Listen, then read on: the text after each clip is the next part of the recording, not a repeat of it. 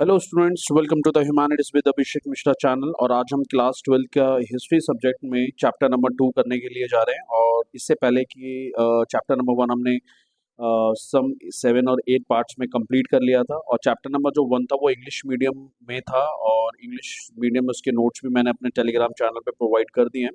सो आज हम chapter number 2 करेंगे, और चैप्टर नंबर 2 जो है वो हिंदी में होने वाला है। सो स्टूडेंट्स जो हिंदी मीडियम के स्टूडेंट्स हैं वो इसका फ़ायदा उठा सकते हैं। सो चैप्टर नंबर 2 का जो नाम है class 12th history book number 1, क्योंकि हिस्ट्री की 3 बुक्स है, सो उसमें हम बुक नंबर 1 ही पढ़ रहे हैं। और उसमें जो चैप्टर 2 का जो नाम है वो है राजा, किसान और नगर। स्टूडेंट्स यहाँ पे इससे पहले चैप्टर स्टार्ट करने से पहले मैं आपको कुछ तथ्य बता देना चाहता हूँ कि जो भी आप पढ़ेंगे चैप्टर नंबर 1 2 से लेकर चैप्टर नंबर 4 तक, चैप्टर नंबर 2 से लेकर चैप्टर नंबर 4 तक जो भी आप पढ़ेंगे, वो जो भी फैक्ट्स और जो भी इवेंट्स पढ़ेंगे उसका जो टाइम पीरियड होने वाला है वो 600 ईसा पूर्व से लेकर 600 ईस्वी तक के बीच में ही होने वाला है।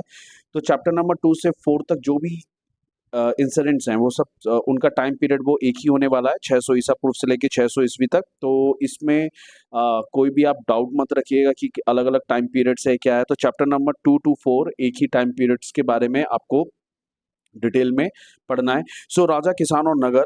और इस चैप्टर का जो सब हेडिंग इसका ये भी है कि आरंभिक राज्य और अर्थव्यवस्थाएं। आरंभिक राज्य और अर्थव्यवस्थाएं। आरंभिक राज्य का मतलब क्या है, अभी हम जरा इसको समझते हैं, और अर्थव्यवस्थाएं क्या है इसको भी अब जरा समझते हैं। क्योंकि इससे पहले हमें थोड़ा सा क्लास 1 से थोड़ा रिलेट करना पड़ेगा। आपको याद होगा कि हड़प्पन सिविलाइजेशन जो था, हड़प्पा सभ्यता का अंत हो गया था 1900 ईसा पूर्व के आसपास। और हड़प्पा सभ्यता के जब अंत हो गया था तो वहाँ जो हड़प्पन्स थे उन लोगों ने माइग्रेट करना, उस जगह से दूसरी जगह माइग्रेट करना स्टार्ट किया। और 1900 ईसा पूर्व से लेकर 600 ईसा पूर्व के बीच तक लगभग 1300-1400 में अब क्योंकि अप्रोक्सीमेटली 1300 टू 1500 ईयर्स का समय लेते हैं हिस्टोरियंस। तो 1300 से लेके 1500 साल तक के बीच में इंडिया में बहुत सारे डेवलपमेंट्स भारतीय महाद्वीप में, भारत के क्षेत्रों में और दूसरे विकास हुए। बहुत मतलब अन्य क्षेत्रों में विकास का मतलब कृषि क्षेत्र का विकास हुआ। उन क्षेत्रों में आबादी बसी जहाँ पर हड़प्पा के समय उन जिन क्षेत्रों में आबादी नहीं थी उन क्षेत्रों में मानव बस्तियां बसी। तो 1300 से लेके 1500 साल तक, मतलब 1900 ईसा पूर्व से लेके 600 ईसा पूर्व तक के बीच में भारत के अलग-अलग हिस्सों में मानव बस्तियां बसी, कृषि क्षेत्र का विस्तार हुआ। और इसी समय काल में 600 ईसा पूर्व तक आते-आते भारत में राज्यों का भी विकास हमें देखने को मिलता है। हड़प्पा सभ्यता में आपने पढ़ा होगा कि कहीं भी हम राज्य शब्द का इस्तेमाल नहीं करते, लेकिन 600 ईसा पूर्व से हम भारत में राज्य का मतलब एक साम्राज्य, एक व्यवस्थित प्रशासनिक व्यवस्था, राजा, उसके अधिकारी जैसा सिस्टम जो है हमें लगभग 600 ईसा पूर्व से देखने को मिलता है। इससे पहले की कहानी थोड़ा-सा ये देखते हैं कि भारत में राज्य से पहले कुछ अलग से भारत में महाजनपद भी हुआ करते थे। और महाजनपद जो थे, महाजनपद होते थे। महाजनपद के बाद वो महाजनपद आगे चलकर साम्राज्य में परिवर्तित हो गए। यहाँ पे आप कंफ्यूज मत होइएगा, क्योंकि महाजनपद के लिए भी आरंभिक राज्य शब्द का इस्तेमाल किया जाता है। और जो महाजनपद आगे चलकर साम्राज्य में, एम्पायर में बदल गए, वो भी आरंभिक राज्यों की सूची में ही आता है। सो कहने का मतलब ये महाजनपद क्या थे? महाजनपद क्या थे? बेसिकली ये एक बड़ा क्षेत्र होता था। महाजनपद से पहले जनपद होता था।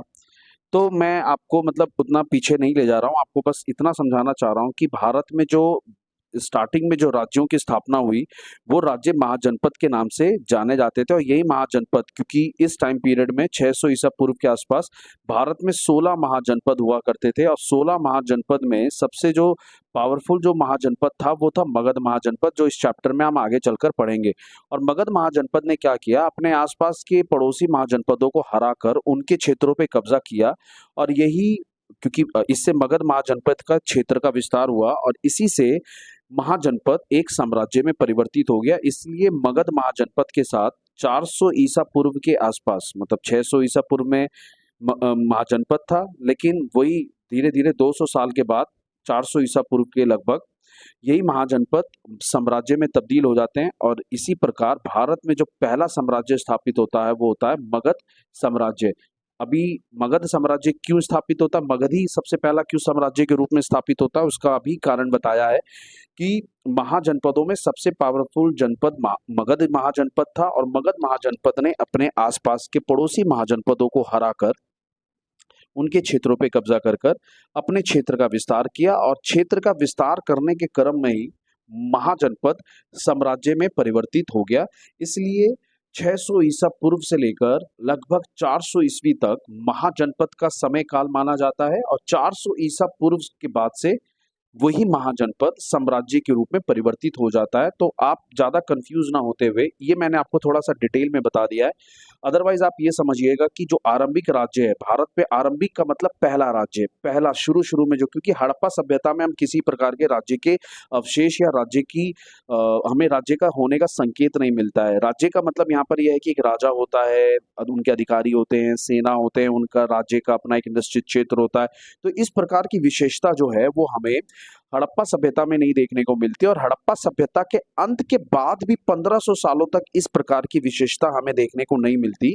इसलिए भारत में माना जाता है कि 600 ईसा पूर्व से पहले एक राज्य जैसी कोई व्यवस्था नहीं थी, और इस प्रकार की व्यवस्था पहली बार 600 ईसा पूर्व में ही आती है, और उस व्यवस्था के तहत सबसे पहले महाजनपद स्थापित हुआ, और वही महाजनपद आगे चलकर साम्राज्य में परिवर्तित हो गए। सो थोड़ा सा इंट्रोडक्शन देखते हैं हड़प्पा सभ्यता के अंत के बाद। ये इंट्रोडक्शन बस समझने के लिए कि इस चैप्टर उसके बाद एक चीज और मैं आपको समझाऊं, अर्थव्यवस्थाओं का क्या मतलब है। जाहिर सी बात है, अगर किसी राज्य की स्थापना होगी तो वो राज्य, उस राज्य में कोई ना कोई आर्थिक गतिविधियां पैदा होंगी, नए नए शहर, नए नए क्षेत्र बसेंगे, और जब क्षेत्र बसेंगे, शहर बसेंगे, नई नई आर्थिक गतिविधियां स्टार्टेड होंगी, तो अर्थव्यवस्था का उन राज्यों में विकास होगा। सो ये चैप्टर पूरी तरह राज्य से संबंधित विशेषताएं, कौन कौन से राजवंश इस टाइम पीरियड में आए, किन राजवंशों ने अपना शासन स्थापित करके कौन कौन से शहर बसे, उनकी क्या राजधानियां थी, तो ये सब के बारे में हम इस चैप्टर में पढ़ेंगे। प्लस किसानों की स्थिति के बारे में थोड़ा सा देखते हैं इस चैप्टर में।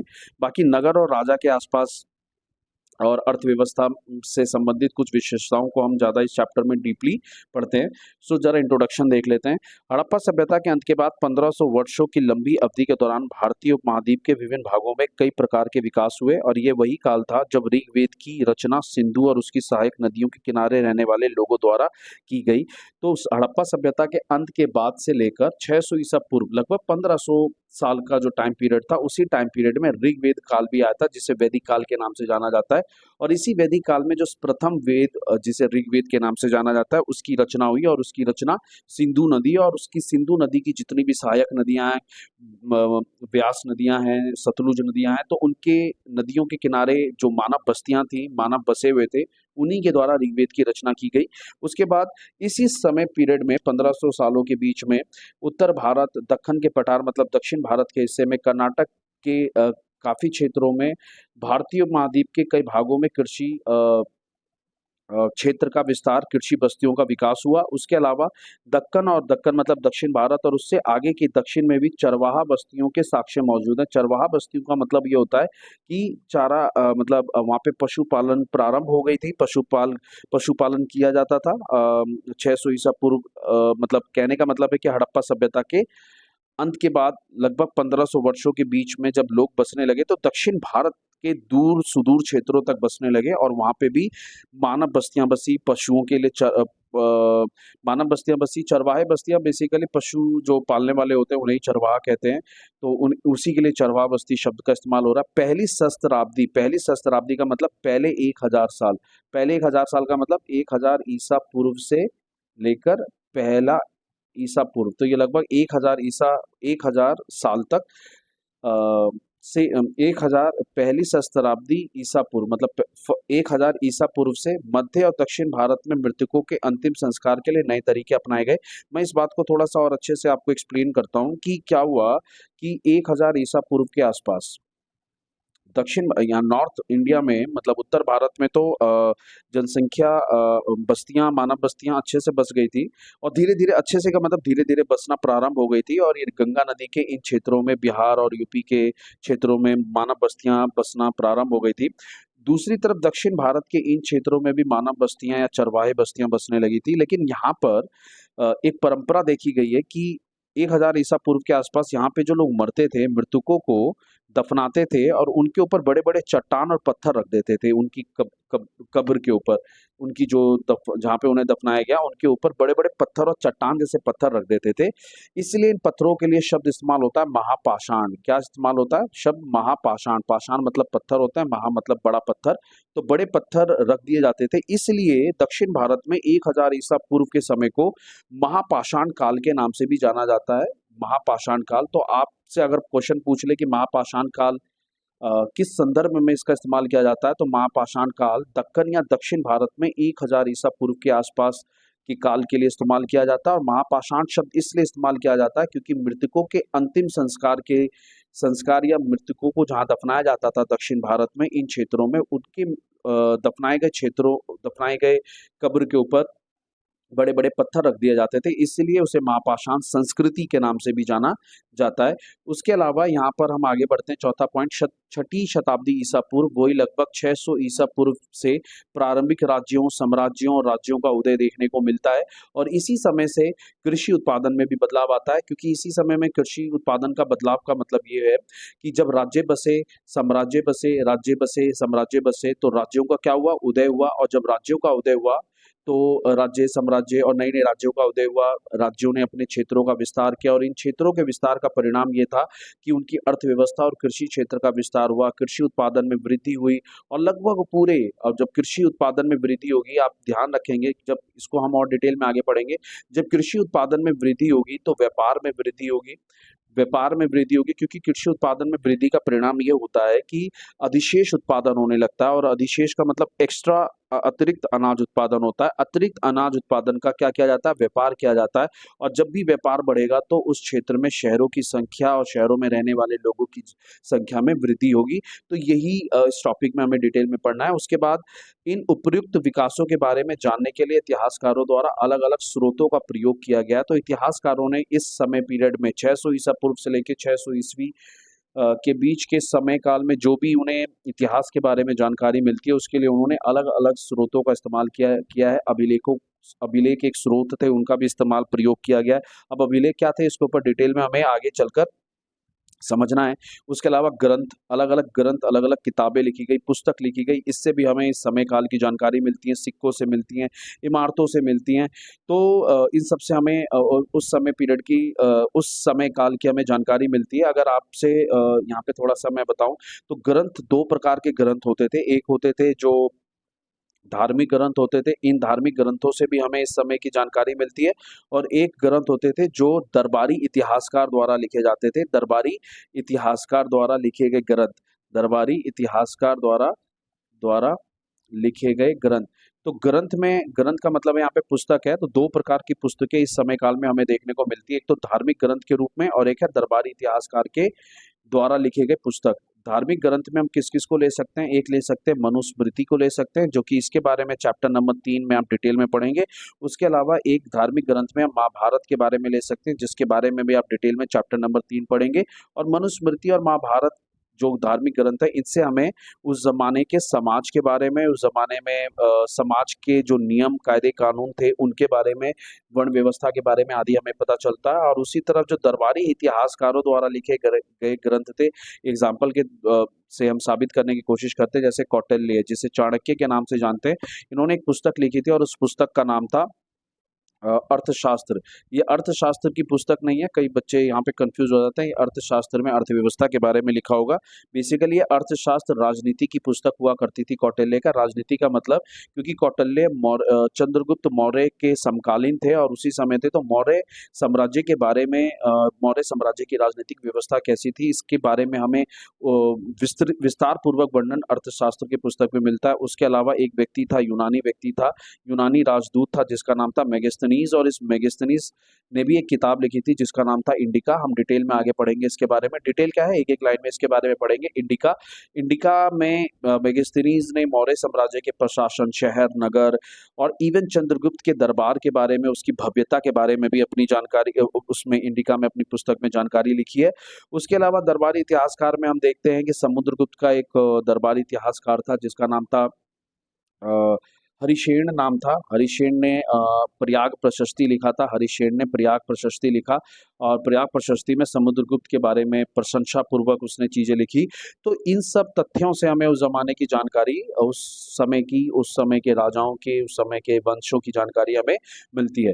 इससे आगे आप चैप्टर को थोड़ा सा और हम डिटेल में अब स्टार्ट करते हैं। तो जैसा कि हमने अभी थोड़ी देर पहले ही समझा कि इसी समय पीरियड में 600 ईसा पूर्व के समय ही भारत में पहला राज्य के साक्ष्य देखने को मिलते हैं। पहले राज्य का मतलब, क्योंकि इससे पहले भारत में राज्य जैसी कोई विशेषता या संरचना नहीं थी।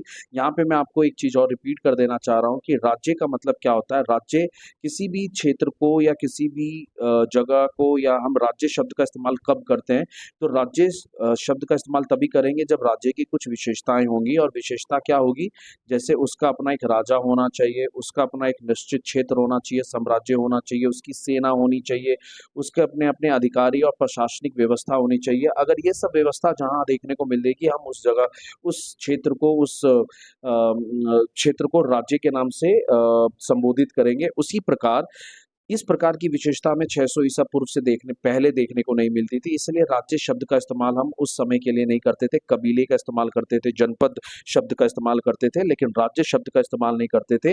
लेकिन पहली बार हमने 600 ईसा पूर्व में महाजनपदों के लिए, जनपद के लिए नहीं, महाजनपदों के लिए राज्य शब्द का इस्तेमाल करना स्टार्ट किया। और यही महाजनपद आगे चलकर किस में परिवर्तित हो गए, साम्राज्य में तब परिवर्तित हो गए। तो यहीं से एक क्वेश्चन आ जाता है कि 600 ईसा पूर्व के दौरान प्रारंभिक राज्यों की विशेषताओं के बारे में बताइए। प्रारंभिक राज्यों का मतलब है जो महाजनपद थे उनकी क्या क्या विशेषताएं थी। यहाँ पे हम मानचित्र के द्वारा समझने की कोशिश करते हैं कि आरंभिक राज्य उस समय काल में कौन कौन से थे। तो आप देख सकते हैं गांधार है, कंबोज है, उसके अलावा मगध, ये रहा मगध की जो राजधानी है वो राजगीर हुआ करती थी। उसके अलावा अंग भी एक महाजनपद था और इसकी राजधानी चंपा हुआ करती थी। मल भी एक महाजनपद था जिसकी राजधानी कुशीनगर हुआ करती थी।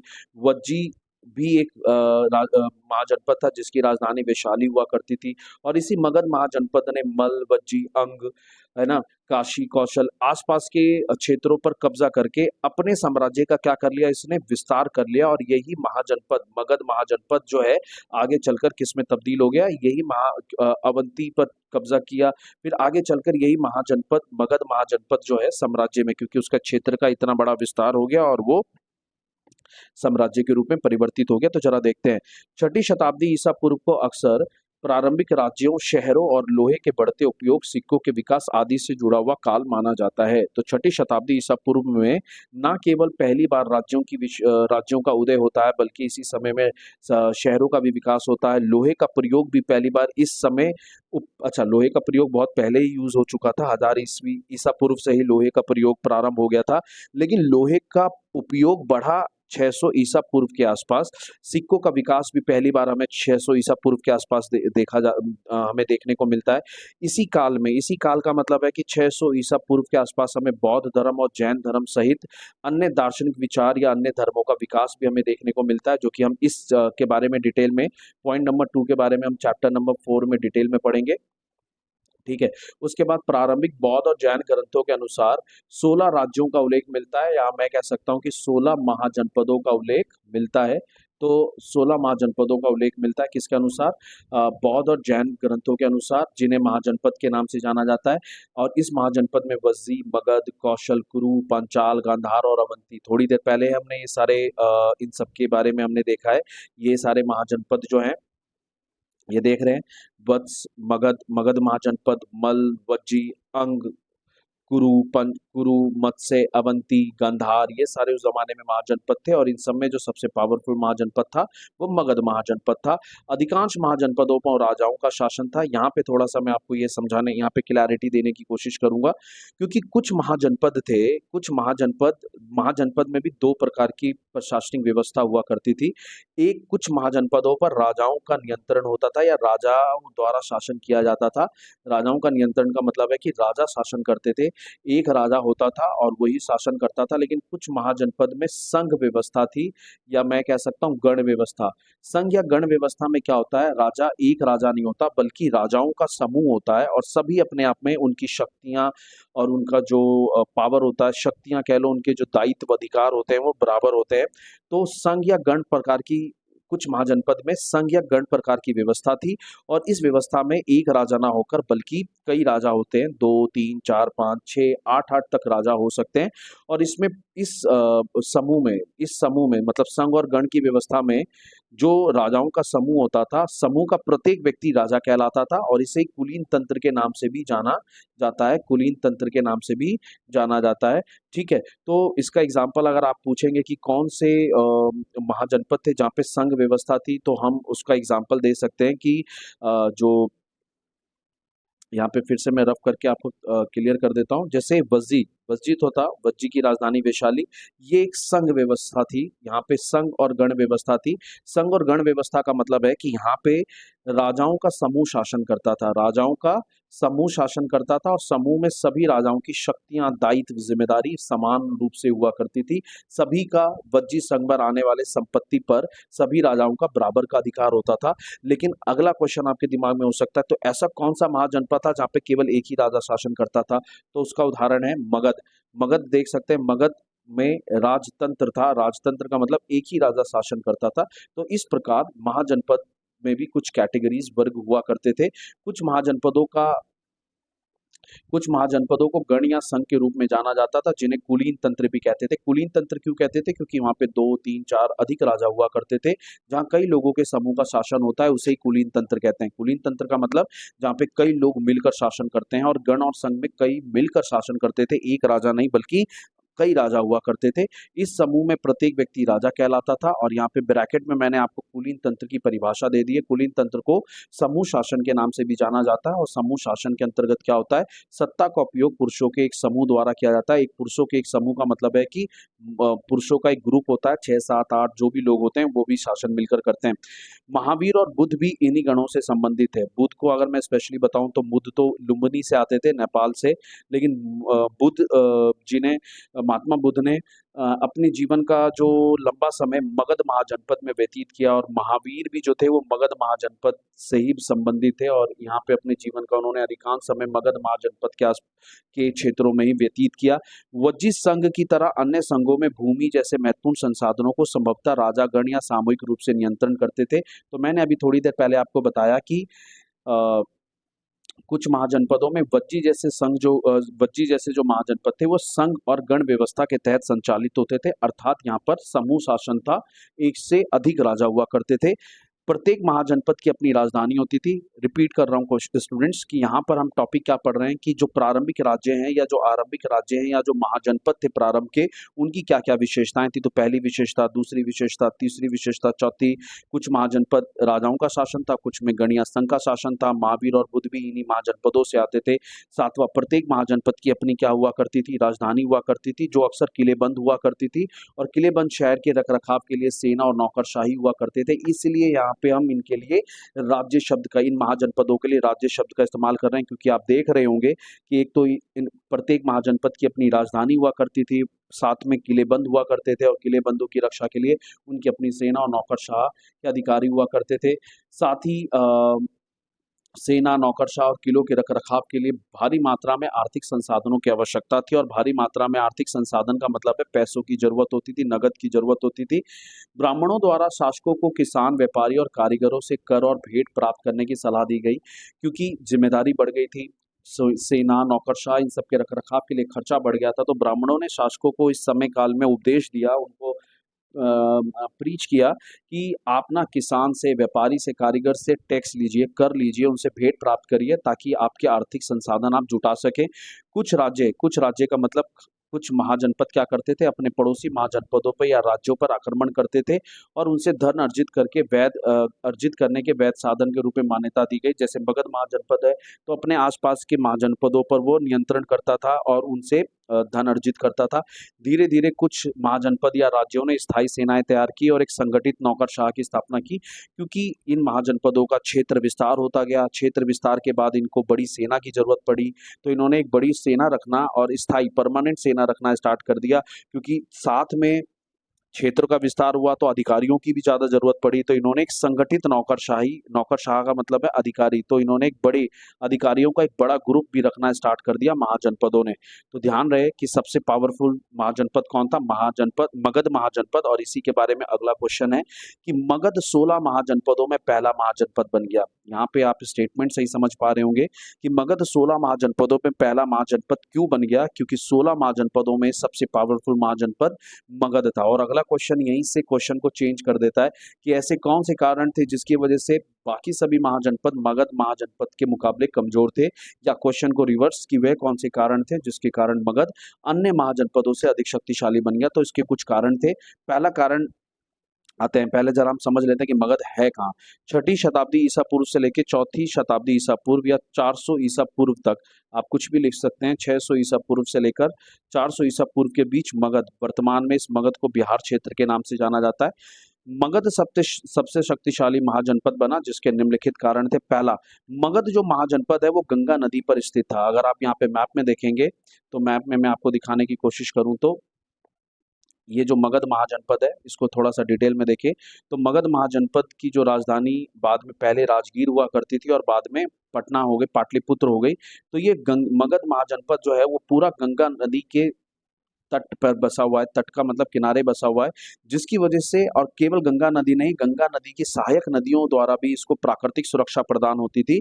तो जब गंगा नदी के मैदान पर स्थित था तो प्राकृतिक सुरक्षा भी मिलती थी, मतलब कोई भी आक्रमण करने से पहले इतनी बड़ी चौड़ी नदी को क्रॉस करना पड़ता था। पहला, ये आप थोड़ा सा लॉजिकली भी याद रखेंगे और बुक में जो नोट्स में है वो तो आप उसके अकॉर्डिंग याद भी रखेंगे।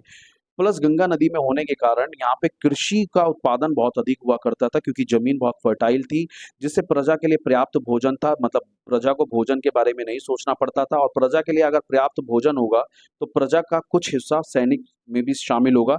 तो सैनिक शामिल होगा तो सैनिकों की संख्या बढ़ेगी। तो यहाँ से बहुत सारे लॉजिक पॉइंट्स निकलते हैं, लेकिन मैं ज़्यादा डीप में ना जाते हुए आपको यहीं पे यही समझाना चाहूँगा कि कृषि का उत्पादन अधिक होता था और जिससे अधिशेष अनाज होता था, अतिरिक्त अनाज बच जाता था और उस अतिरिक्त अनाज का व्यापार किया जाता था, और जितना ज़्यादा व्यापार होगा मगध साम्राज्य को उतना ही ज़्यादा कर या टैक्स मिलता था। मगध जो क्षेत्र है, झारखंड का इलाका है, वहाँ पे लोहे की खदानें होती थी और इन खदानों से मगध को लोहे के उपकरण और हथियार बनाने के लिए लोहा मिल जाता था, जिससे बेटर क्वालिटी के, अच्छी गुणवत्ता के हथियार मगध साम्राज्य में बनाए जाते थे। उसके अलावा इसी वजह से मगध जो है अन्य महाजनपदों की तुलना में शक्तिशाली बन गया, क्योंकि वहाँ पे हथियार और लोहे की उपलब्धता की वजह से वो बेहतर हथियार बना पाते थे। मगध क्षेत्र जंगलों से भी घिरा हुआ था और इन जंगलों से मगध को हाथी मिल जाते थे और उन हाथियों को वो अपनी सेना में शामिल कर लेते थे। और उस जमाने में हाथी की वही भूमिका थी जो आज के डेट में टैंक्स और फाइटर जेट्स की है, कि जितने ज़्यादा टैंक्स और फाइटर जेट्स होंगे सेना उतनी ज़्यादा मजबूत होती है। उसी प्रकार उस जमाने में जिस सेना के पास सबसे ज़्यादा हाथी होंगे वही सेना शक्तिशाली मानी जाती थी। और मगध क्षेत्र चूंकि जंगलों से घिरा हुआ था तो हाथी आसानी से प्राप्त हो जाते थे और इन हाथियों को सेना में मगध की सेना में शामिल कर लिया जाता था, और स्वतः ही इसी परिणाम स्वरूप मगध एक शक्तिशाली महाजनपद बनता चला गया। उसके बाद गंगा और उसकी सहायक नदियों ने मगध क्षेत्र के लिए सस्ते और सुविधाजनक संचार और मार्ग का साधन प्रदान किया। बेसिकली क्या था कि गंगा और उसकी सहायक नदियों के माध्यम से दूर दराज के क्षेत्रों में संपर्क स्थापित किया जा सकता था। मतलब नदी मार्ग का प्रयोग करके ना केवल संपर्क स्थापित किया जा सकता था, बल्कि नदी मार्ग का प्रयोग करके व्यापार भी दूर दराज के क्षेत्रों में किया जा सकता था। तो संपर्क और व्यापार बढ़ने की वजह से, मतलब इन नदी मार्गों के माध्यम से संपर्क और व्यापार बढ़ने की वजह से बड़े क्षेत्रों पे नियंत्रण करना संभव हो गया, और इसी वजह से मगध क्या था, एक शक्तिशाली बना। और साथ जाहिर सी बात है कि जब आप दूर दराज के क्षेत्रों के साथ व्यापार करेंगे तो इससे क्या होगा, व्यापार बढ़ेगा तो राज्य को कर आय भी बढ़ेगी, राज्य की आय बढ़ेगी, और इससे मगध और ज्यादा शक्तिशाली होता गया। कुछ बौद्ध और जैन लेखकों के अनुसार बिंबिसार, अजातशत्रु और महापद्म नंद, ये कुछ महाजनपद मगध महाजनपद के राजा हुआ करते थे। मगध महाजनपद के राजा जैसे बिंबिसार, अजातशत्रु, महापद्म नंद जैसे राजाओं और उनके मंत्रियों की नीतियों के कारण भी मगध जो है एक शक्तिशाली महाजनपद बन गया। तो ये कुछ ऐसे कारक थे जो 3 मार्क्स में आपसे आने के क्वेश्चन, ये क्वेश्चन 3 मार्क्स में आएगा। ये कुछ कारक थे जिसकी वजह से मगध महाजनपद बाकी 16 महाजनपदों में सबसे शक्तिशाली महाजनपद बन गया। कुछ फैक्ट्स इस से रिलेटेड हम देख लेते हैं। मगध महाजनपद की जो प्रारंभिक राजधानी थी, या मैं कह सकता हूँ मगध महाजनपद की जो पहली राजधानी थी वो राजगाह थी, और कहीं पे राजगृही शब्द का भी इस्तेमाल होता है। तो और वर्तमान में इसी राजगाह को बिहार में राजगीर के नाम से जाना जाता है। उसके अलावा राजगीर का मतलब है राजाओं का घर, और राजगाह एक किलेबंद शहर था जो पहाड़ियों के बीच स्थित है। तो इसका मतलब जो मगध की जो राजधानी थी, राजगाह बोलो, राजगीर बोलो, तीनों साइड से पहाड़ों से घिरी हुई थी, जिसकी वजह से उस राजधानी को, ये राजधानी बीच में थी और तीन साइड से पहाड़ों से घिरी थी, जिसकी वजह से, और तीनों पर किले बना दिए गए थे, जिससे प्राकृतिक सुरक्षा प्राप्त थी इस राजधानी को, जिसपे कोई आसानी से अटैक नहीं कर पाता था।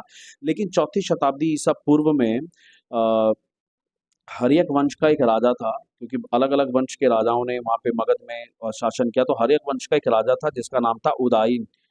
उदाईन उसने मगध की राजधानी को राजगाह से स्थानांतरित पाटलिपुत्र कर दिया, और पाटलिपुत्र को दूसरी राजधानी, मतलब पहली राजधानी राजगाह थी और दूसरी राजधानी मगध की पाटलिपुत्र बनी, जो कई वर्षों तक मगध की राजधानी बनी रही। और इसी फैक्ट के साथ आज की ये क्लास नंबर 1 हम फिनिश करते हैं। और स्टूडेंट्स, आपको इस टॉपिक से रिलेटेड कोई भी क्वेरी होगी, कोई भी दिक्कत होगी, तो आप कमेंट बॉक्स में आप अपने कमेंट के थ्रू पूछ सकते हैं। So that's all for today. Thank you.